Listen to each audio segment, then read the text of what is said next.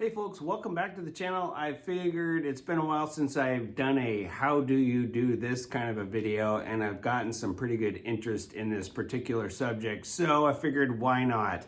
I kind of hemmed and hawed about doing it because it's something that I'm kind of using on my boats, but then I also kind of thought, well, I'm not in the business of building boats. This is still a hobby. Why not share what I know and hope somebody else can get some good use out of it. So I'm sitting in front of the new RS Racecraft 3.8 meter Rogue that I'm building, full walk-through windshield. And this right here is what I'm going to talk about today. How do I get this swirled finish on my boats? I've been doing, you can kind of see, just the under section of the bow, a very famous and very expensive boat manufacturer, Pavati ski boats.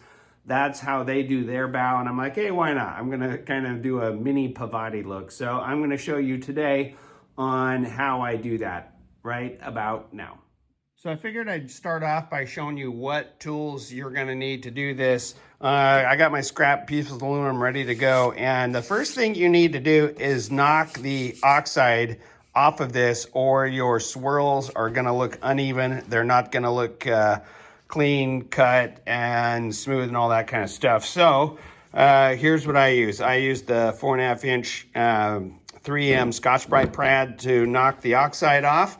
And once I get that all nice, bright and shiny, that's when I start the actual process of doing the swirl. So here's how I'm going to interject. This video is titled How I Do These Swirls. It's not how to do the swirls, because there's probably a million different ways of doing it, but this is how I do it. So I'll flip the camera back around. So here's what I use. I use the mini Scotch-Brite pad. This is the 3 inch. You could also use the 2 inch. You can see the size difference in those. You're just gonna get bigger or smaller swirls. I use it on my angle drill just because I can get a little bit more kind of torque and down pressure when I'm doing the swirls. You could by all means use a little angle die grinder such as this mounted on that. I've tried that and I just didn't like the control or lack of control I had over that. I also didn't like that the air tools, they just don't have the torque. I didn't feel like in specifically in this. I think this is junky old Harbor Freight. Another tool that you can use is a stainless steel wire cup, and I'll show you how to do that. I don't use that on my current builds, and I'll talk to more about that in just a second. So I'm going to get the phone set up and get to showing you how I do this. Okay, so like I said, the first thing you're going to want to do is knock the oxide off with, I've got the 3M Scotch-Brite pad, and I'll show you what it looks like after you do that.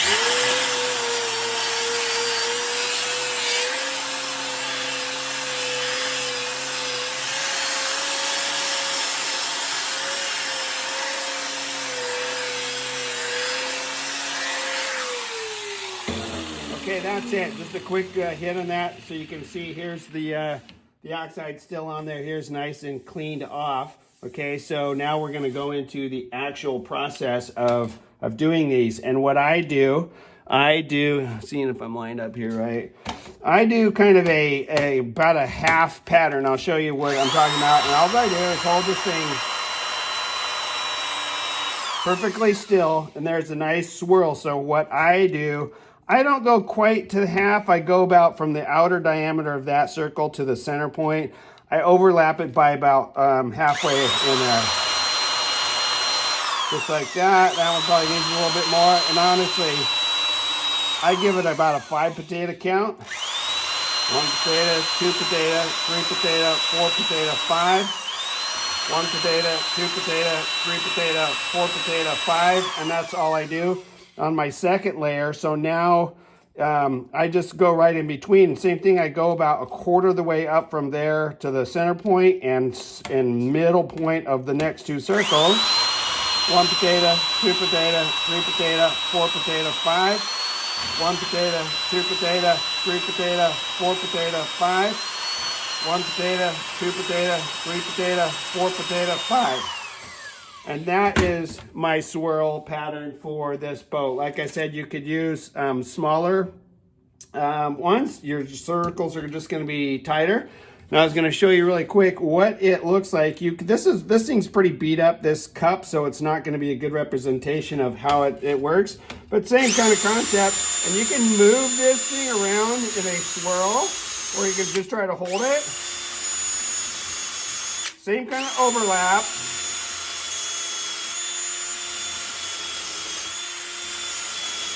You can see that there's leaving a little center point, and that's because this cup is pretty old and trashed up. And then you would just overlap it just like the other way.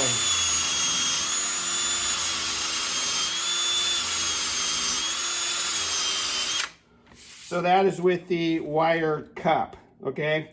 And I'll show you really quick. I hope the camera can see all the way down here what it's gonna, actually I'll move this down, what it's gonna look like if you don't do that first step of knocking that oxide off. I'll just show you real quick. 1 potato, 2 potato, 3 potato, 4 potato, 5. You're gonna see, like, okay, wherever you get good, you're gonna get down to the oxide, and then obviously that wasn't, so.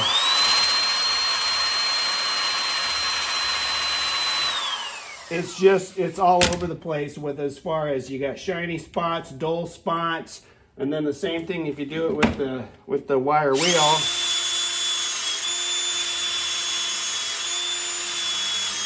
The wire wheel does a good job of knocking the oxide off, but you can see wherever it doesn't touch, there you're gonna still have that dull oxide.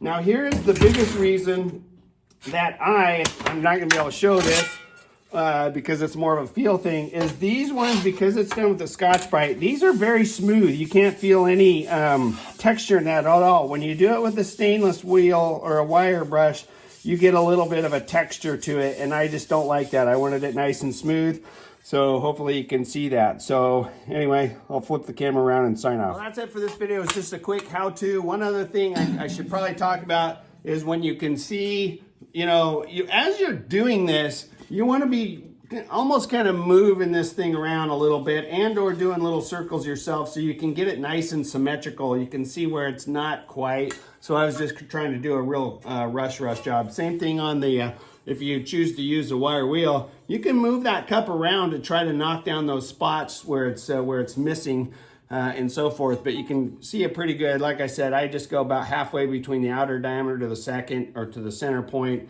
and overlap it. And then when you do it in layers like this, it starts to almost look like a fish scale.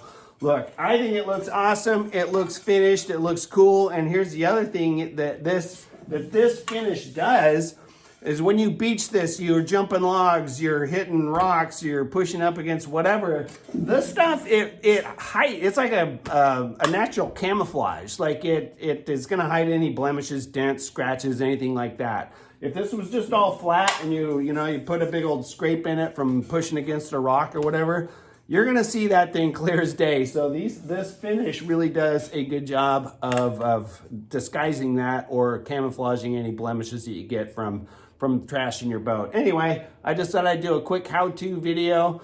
I'm probably gonna do another one here really quick. I came up with another topic to talk about. I'm gonna talk about reverse and trim controls, how I do mine on my boat and how I'm gonna do them from now on, and why I do those and how I do those. So stay tuned for that. I might shoot that tomorrow and then upload it here in a couple days. Thanks for watching. If you like what you saw, make sure you hit that bell notification so you can see when I do upload these further videos and see all the content that is coming. Thanks again for watching.